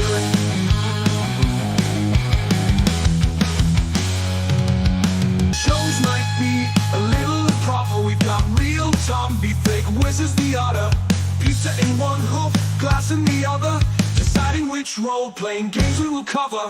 Come and meet the eclectic goat, lover of classics and whiskey notes, disciple of horror and the written word. Happy head butting, come join the herd.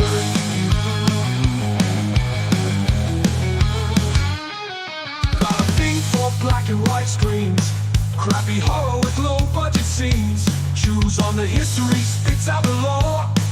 Time for another whiskey pour. Come and meet the eclectic goat, lover of classics and whiskey notes, disciple of horror and the written word. Happy head buddy, come join